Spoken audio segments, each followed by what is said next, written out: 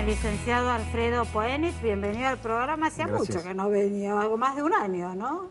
Más o menos. Más o menos. Me ofendí un poco porque no me reconociste la última vez que estuve, entonces por eso no era. Soy muy despistado, doctor. Usted es miembro de la CONIAU, doctor. Sí. Alfredo, he leído un artículo, pero también había leído otros trabajos tuyos muy interesantes sobre la influencia jesuítica en la historia argentina y en la educación argentina, ¿no? Claro, vos sos misionero, así que tenés una proximidad hasta geográfica con lo que fueron las misiones. ¿Por qué no nos haces un pequeño relato sintético de tu punto de vista de historiador sobre esa presencia, ausencia jesuítica en un momento fundacional de Argentina? ¿Cómo no? Bueno, en primer lugar quiero decir que el tema de los jesuitas no lo estoy tratando ahora por toda esta corriente que hay con el nuevo Papa, sino que hace 30 años que vengo trabajando el tema, primero desde la historia, después a partir de un doctorado en antropología. Siempre el tema de las misiones. Antropología. Sí, yo tengo una maestría en historia en la Universidad de Texas y un doctorado en antropología social de la UNAM.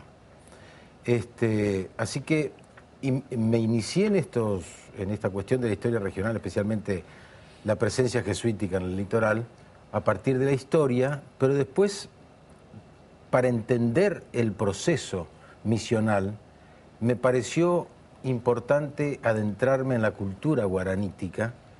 Por lo tanto, empecé a estudiar antropología para entender a lo guaraní y cómo esa relación jesuítico-guaraní fue la experiencia más importante de la Iglesia en Hispanoamérica, pero no solo por el enorme valor que tienen o que tuvieron los jesuitas que estuvieron cristianizando a los guaraníes, sino también por, digamos, la fuerza de la cultura guaraní para que se creara una nueva cultura, que fue la cultura jesuítica guaraní, y que ese es realmente el éxito de esta empresa jesuítica tan importante, que llevó a los filósofos racionalistas de fin del siglo XVIII, liberales todos ellos, a decir que la utopía de Tomás Moro, la utopía fue posible en esta relación de los jesuitas con los guaraníes.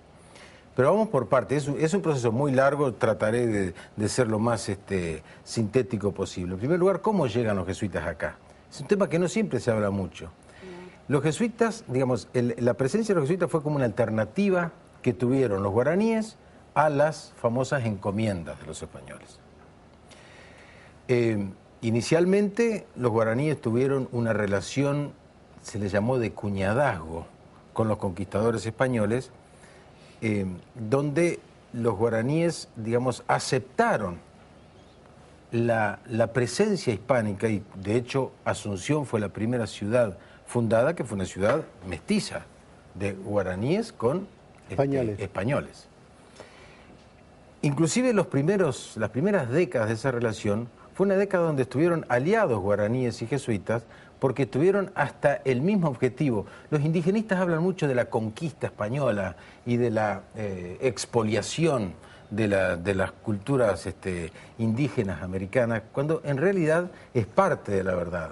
El caso guaraní, guaraní español, perdón, forma parte de esto, porque en primer lugar, la idea de conquista ya existía entre los indios, porque los guaraníes se impusieron sobre más de 2 decenas de culturas en el Río de la Plata a partir de una presencia militar. O sea que ahí ya podemos hablar de conquista. Lo mismo las altas culturas fueron conquistando al resto. Por lo tanto, la idea de conquista, de imposición de una cultura sobre otra, ya existe a partir de... Es precolombina. Precolombina, exactamente, prehispánica. Pero no solamente eso es importante, sino saber que así como los españoles tenían esa enorme ambición por la plata y el oro del Potosí y toda esta región, también los guaraníes la tenían. Los guaraníes habían estado enfrentándose permanentemente con el imperio inca justamente por los metales.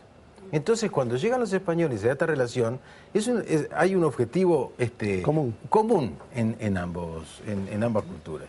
Cuando llegan, después de muchos intentos, al Potosí y se encuentran con que los españoles que venían de la conquista peruana, digamos, ya habían echado mano al Potosí, Entonces fracasa este intento y por lo tanto los españoles se vuelven y lo que les queda es, digamos, para que no fracase su proceso conquistador en el Río de la Plata, ¿qué les queda? Explotar a los guaraníes y toda su economía agrícola, etcétera, etcétera. Por lo tanto, ahí se crean las encomiendas.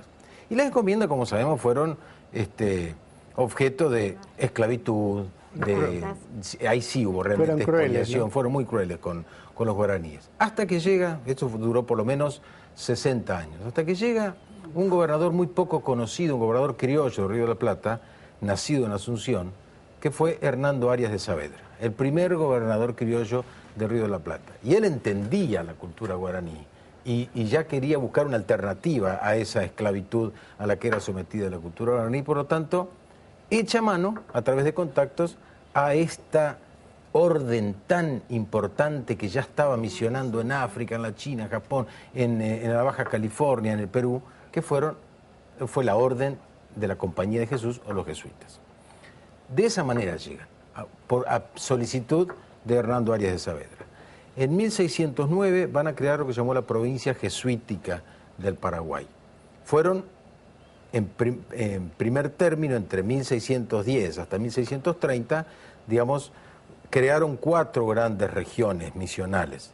El objetivo de los jesuitas era doble: cristianizar, pero también europeizar materialmente, llevarlos a una vida urbana con costumbres hispánicas. Ellos pasaban a formar parte del reino español, por lo tanto, de alguna manera tenían que atarse a las leyes existentes. Me encanta el tema, haría todo el programa de este tema, porque aparte es muy, o sea, tenemos un papa jesuita en este momento. O sea, el tema es maravilloso, sí. Un minuto nada más. Bueno. Detrás tuyo le están haciendo señas. Doctor, hágale usted la última pregunta. Sí, mi última pregunta es, ¿estás dispuesto a volver para...? Esto fue nada más que la introducción. Porque esta es solo la introducción. Pero has tenido el buen gusto y además la desgracia para vos de que nos dejaste conmovidos y atrapados. Entonces, te hago la pregunta y espero que la respuesta sea sí. Por supuesto, con todo gusto. Aparte, te soy honesta, no sabía la historia. O sea, que te escuchaba de lo más extasiada y realmente, bueno, si bien este es un programa de educación donde muchas veces... Y sociedad. Y sociedad... Creo que me encantó y creo que a la audiencia le va a encantar. Así que por favor, o sea, te voy a dar más de un bloque, porque con un digo bloque esto no nada alcanza. más. Hablando de sociedad, la sociedad rioplatense son los verdaderos herederos de las misiones jesuíticas, porque es el mestizaje guaraní criollo, que es lo que define a la sociedad del litoral rioplatense, a la sociedad riograndense, a la sociedad del Uruguay y del Paraguay. Por lo tanto, no hay solamente una unidad geográfica en estos pueblos del Río de la Plata, de la cuenca fluvial rioplatense, sino también una misma base étnica, que ese es un tema muy interesante para analizarlo en algún momento. Porque fue después de la expulsión de los jesuitas que se dio ese mestizaje. Pero me tengo que ir a un corte. Bueno. Digo, ustedes no se vayan, que el programa sigue. Muchas gracias.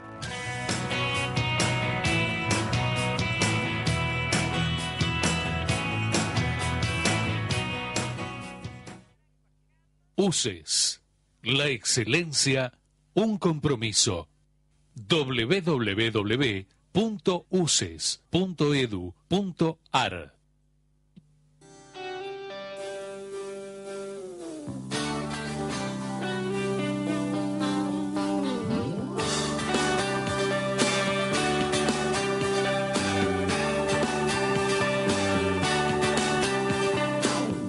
Another land across the sea.